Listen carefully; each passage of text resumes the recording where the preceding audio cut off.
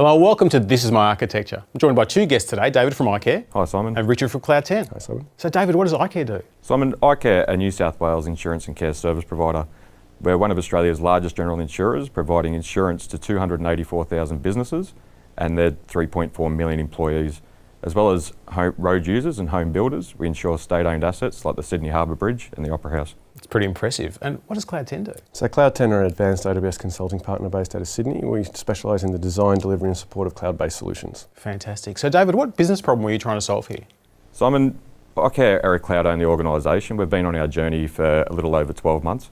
We're taking up a lot of software as a service providers like Exchange Online and others, and we're providing that service to around 1,000 of our employees. In the past, we've had unreliable internet connectivity, where we've had rolling outages and so forth with existing providers.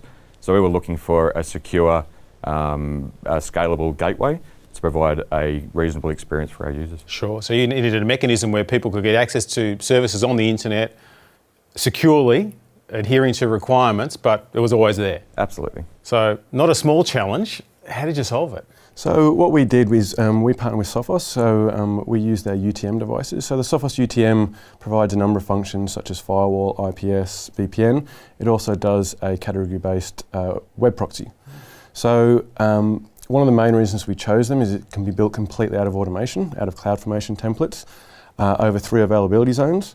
Now the main components of the solution are the Queen. So the Queen is, you can think of a command and control module. Mm-hmm. It stores its entire configuration in S3. So when a change is made to the Queen, she writes that to S3. So this is EC2, but it's just the mechanism that someone can put the new rules in, etc. Exactly, yeah. So it's like basically the admin console you can think of. And then when that change is made, she will publish that to an SNS topic.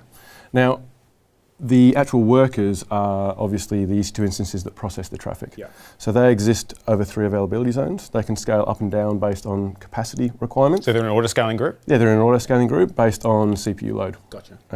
So what happens is, because they subscribe to this topic, as soon as a message is posted, they will pull that down and then they will go and grab that configuration from S3. So basically in real time, these things will update across availability zones. So they have the most valid rules at any given time? That's right, yep.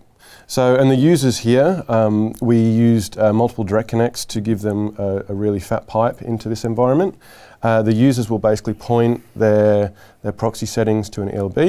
The ELB points to this auto-scaling group of workers, and that's their outbound everything gateway. flows through that way. Yeah, correct. Now, one of the interesting things with anything that requires support for a user base is that there's not 1,000 people working at iCare all the time, although they work very hard. Yeah. Tell us how the scalability fits into that piece. So what we can do is we can use relatively small instances for these 90% of the time. And as you said, at weekends, there's no one using them. So from a cost point of view, those costs are kept down.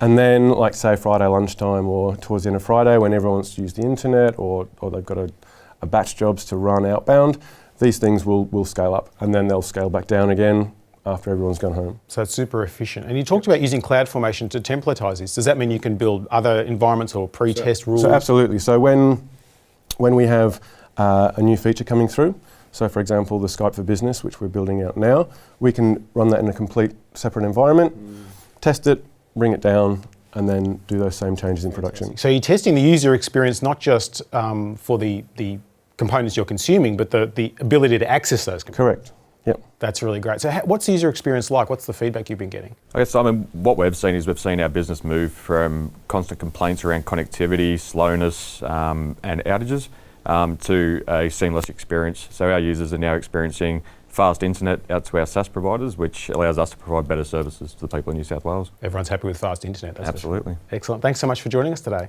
Thank you. Thanks, Simon. And thanks for watching This Is My Architecture.